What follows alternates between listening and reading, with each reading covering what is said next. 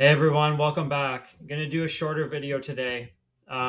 Just wanted to talk about nutrition labeling, specifically regarding calories and some nutrients too, and also mitochondria function, metabolic health, two of like the same things pretty much. They're very intertwined with each other.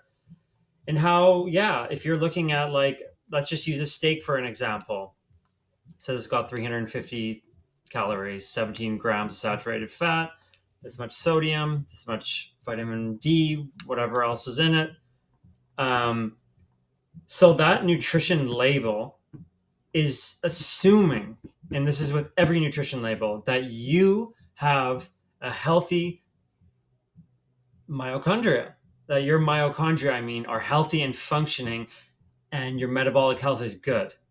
And you can convert this food into fuel and it will be that exact amount of calories and fat. But in reality, because so many people are eating so much seed oils, and this isn't the only problem, but it's the driving factor, it's the root cause for sure of metabolic dysfunction, which is underlying pretty much every other disease out there. Yeah, so you're not getting all these bioavailable nutrients and you're not converting, like I said, that steak into that however many calories it says on the label because your mitochondria is not functioning properly because of various reasons. Not enough sunlight, being around too much non-native EMFs, these mess with your mitochondria. There's a lot of studies showing that. Eating processed foods, not moving, not staying hydrated. The list goes on. Basically, Western, more sedentary Western life. If you're living more like that, your chances are your mitochondria are not functioning very well. So yeah, and I know a lot of people are under the stigma belief, and I was too, until recently learning this that if you got to lose weight, you got to count them calories. You got to go on a calorie deficit, and this is not an optimal way to do that. Yes, you can do that, but be advised that this will this will harm can harm you in the long term and the short term because you're signaling your body scarcity not abundance, right? And so your body then starts to sometimes hold on to fats in certain food and store it more as fat because it's like, well, when am I going to eat again, right? So it has that function, kind of survival mechanism built in.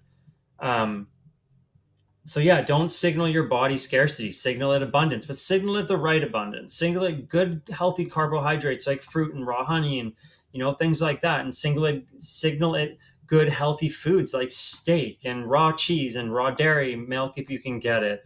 Things like that. Good oils. Stay away from the seed oils, and you can eat far more calories than you ever dreamed about as long as you're eating good, healthy food without additives and garbage in it, right? Because then your body can can take that fuel source, which is a clean fuel source, not filled with additives and seed oils and things, and convert it into proper fuel, right? And it's like you wouldn't put crappy oil and gas in a Ferrari, would you? At least I hope not. It's not going to run very well, I'll tell you that much.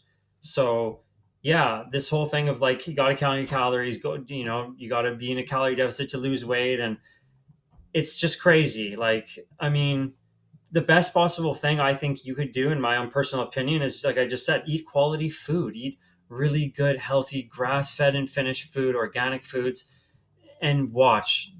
You will start to lose weight. You will start to gain muscle, especially if you're working out, and you'll be healthier and you'll be happier. But it'll take time and it's not going to be overnight.